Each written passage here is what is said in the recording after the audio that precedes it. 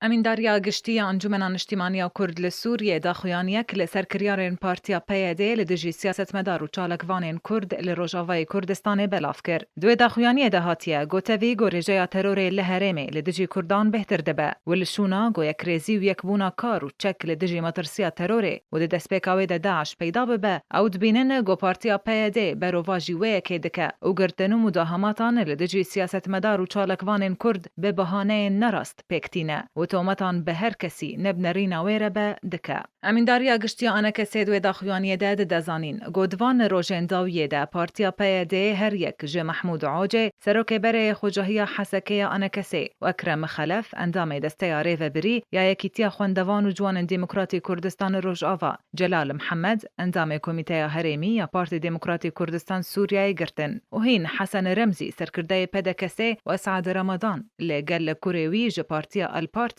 هروها محمد شویش اندام انکسی و هجمارک دن دزندانین پیاده دنه. هروها استنگید درباره سرکردو کادروین پارتیا کیتیا کرد لسوریه لباجار عاموده ین بناوه انور ناسو، مروان حسین، کمال سینان، برزان شیخ موس، سلیمان سعید بردوامن جالیه پیاده و. هر دوی داخویانی دهاتیه گو انجمن اجتماعی کرد لسوریه سیاست ترساندن بریا هزید درباره گل کرد و تفکر سیاسی جالیه پیاده و شرمزار دکه. هروها بر پرسیارتیا والا کرنا نافچین کردی و کوچبر کرنا کردان جمالن وان دکستوی پارتیا پیاده و سیاستین ویده وان کریاران لدجی مافی مروان پسندکه گو خزمت رژیم و ارمان جنهزین تروری پکتینه. ده داویا و داخوانی دهاتیه گو امین داریا گشتیا انکه سید بیجه ام جاره کدن داخواز جه پارتیا کیتیا دموکراتیک پیاده دکن گو ده و جوان سیاستین خواه برده و کریارین لدجی گل کرد و دوزان نتوی لکردستان سوریا هروها داخواز سربست بردان همو گرتین نرینه دکه و بانگ لرأیا گشتیان اف دولتی و رخصنین مروایی دکن گو فشاره لسر پیاده و چکدارن وی بکن تاکو کریارین خواه لدجی گل کرد راوستینه و بانگ لهمو آلیان دکن گو کریارین پیاده جرأیا گشتی را اشکره بکن و چالاکین خوین آشتیانه بردوان بکن.